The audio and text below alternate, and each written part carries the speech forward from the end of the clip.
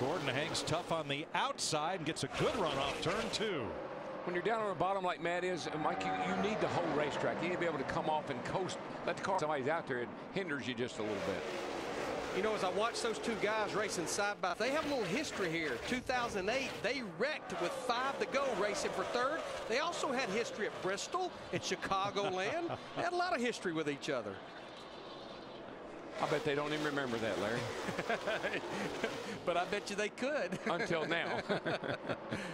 When Paulo Montoya has been released from the care center, Dick Berggren. Juan Montoya is taking a look at what is left of the back end of his race car. Your teammate Jamie McMurray has apologized for the incident. How bad is the car? Could you get it back out? Get it back out, you know. I know he's trying to prove a point to show everybody he can drive a race car, but it really ruined our days. You know, this for the chase, it doesn't help.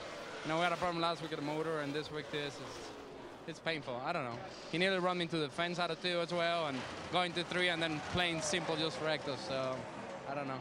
Not doing himself too many favors. Indeed. Juan Montoya, thank you. Let me correct Dick, because Montoya drove his car back to the garage. He did not have to take the mandatory trip to the care center as if he had gotten out of that car at turn 3. All I know is I believe there's a team meeting coming in Ganassi, Earnhardt Ganassi Racing.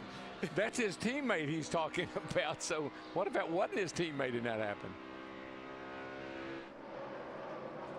Well, this battle right here is starting to shape up for third place. You see Biffle out there in the 16 car, Jimmie Johnson. He keeps working the high side of the racetrack. And a guy we've not talked about, Jeff Burton in that 31 car, he's now working on the top 5. Jeff Burton, the best of the Childress cars right now. I've been watching that 31 car, and he had just been slowly climbing up through there. Started back in the 22nd position, and there you see it. He'll just take that position away from the 99. Krista, it looks like the more we get into this race, the better that 31 car is. Yeah, just slow and steady for the veteran driver. They started out a little bit tight in the middle, Larry Mack, when on the last stop, Jeff told his crew chief, Todd Barrier, he just needed some more overall grip. Thanks, Krista. Carl Edwards backing up just a bit. He was passed by Burton, and now Krista, Tony Stewart steams past the 99, or excuse me, Steve, into 6th place. Well, Mike, first things first, his pit crew ripped off a great stop on their last pit stop.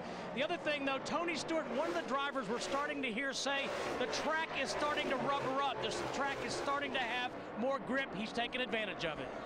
I agree, Steve. The track is definitely blacker than it was when we started this race.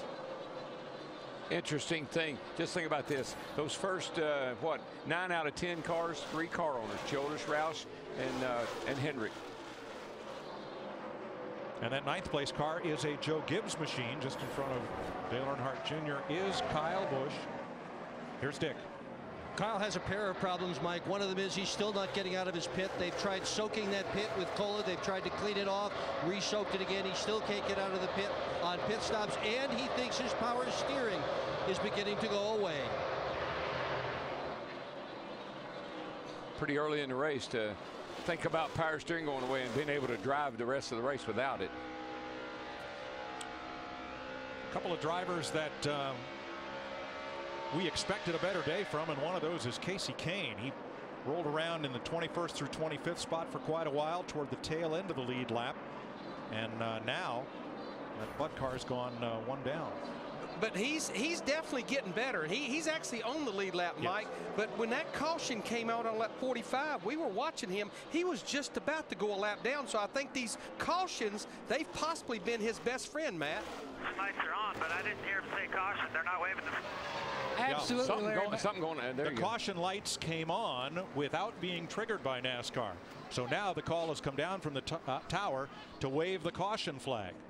See, drivers only see the flag when they're on the front straightaway, but the caution lights are all the way around the racetrack, and NASCAR has told the drivers in the drivers meetings every week that the caution lights control. You see the caution lights slow down, and so we don't know what is triggering the light or what caused it to not go off during an earlier restart.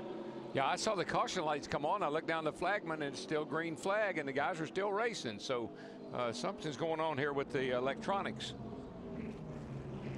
All right, let's go back to Matt on Casey Kane, who is a lead lap car. He's in 16th place, Matt. Much like the caution lights, Mike, it's been a work in progress for the 9 of Casey Kane. Started the day really loose, almost wrecking loose. They've taken big swings, wedge, and track bar, air pressure, even worked on the shocks on several different stops. The car finally getting closer, but also one thing that's changed too, and Steve talked about it, the track's rubbering up.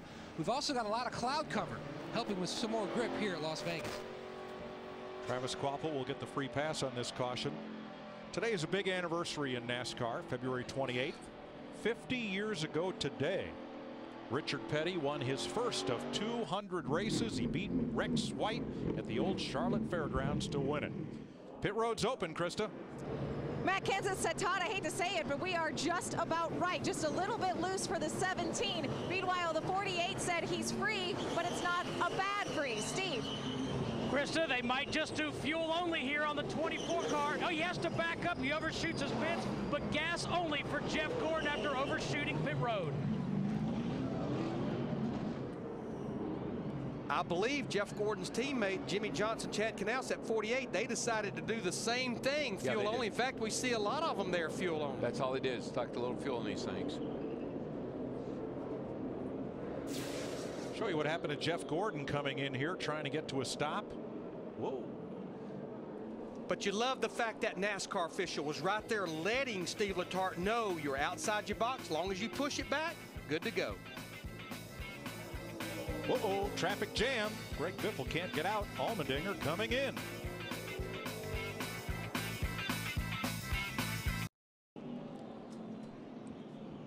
Four, three, two, one. Leave on me. Hold up, hold up, hold up. Back it up, back it up, back it up, back it up. Hold up, hold up, hold up, hold up. All right, start to go, go, go, go, go. Outside, outside. 14's coming. Race it. Race the 14. There. My bad. Damn it. Well, that is the only mistake that Jeff Gordon has made today. Just locking up the brake and slightly overshooting his pit. That's why right now his Chevrolet lines up third instead of first, where it's been all day. Crew chief says got the perfect strategy. Then the driver slides through the pit box. The leader is Scott Speed. Where have we seen this strategy before? Man. He did not pit. He's actually led laps in the first two races. He led laps in the Daytona 500, led laps late in the race last week at Auto Club Speedway. Now, he got the free pass when Sam Hornish spun back at lap 89, and he is now the leader. You know, going back to that 24 car situation, Steve Letarte had to be on his game right there, because if they have fueled that car before they put it back in the box, it'd have been a penalty. That's pitting out of the box. So they really had to be on their game right there. And one thing I'm anxious to see here how the 82 does, because one thing I noticed, Jeff Gordon gets out front, he pulls away. The 17 car got out front, he pulled away. See if this 82 car could get out front and pull away. That would tell you about the aero on these cars. Steve? And Mike, just to add to what Larry McReynolds just said, Jeff Gordon also told those guys, great job. That could have been a lot worse than it was. Thanks for taking care of me. Yeah, he could be fighting to get a lap back right now. We're 112 laps complete, 155 to go here in the desert. Scott Speed is the surprise leader during this caution. Jimmie Johnson, Jeff Gordon second and third. For Hendrick Motorsports, Tony Stewart fourth. Matt Kenseth fifth. The Roush Fenway. Jeff Burton for Richard Childress. Carl Edwards, Kevin Harvick, Mark Martin, and Kyle Busch are the top 10. We've had 6 caution flags, 2 of them for malfunctions with the caution lighting system here. And as far as the hometown boys, Kyle Busch, who was won here recently, he is 10th. His brother Kurt is 3 laps down after getting caught up in the McMurray-Montoya crash. Kurt's average finish here when he wins the pole, as he did this week, 18th. He's only won once when starting from pole position. One thing I noticed, if you look at the top 10, look where the guys started that are running in the top 10. Harvick started in 34th, Burton in 22nd, Speed 23rd, Jimmie Johnson 20th. Those guys have done a nice job of getting near the front. Let's what do you say, boys? I like to watch them shift those gears and hear the engines go up to about 9,500. How about you, Larry? Sounds like a great plan to me.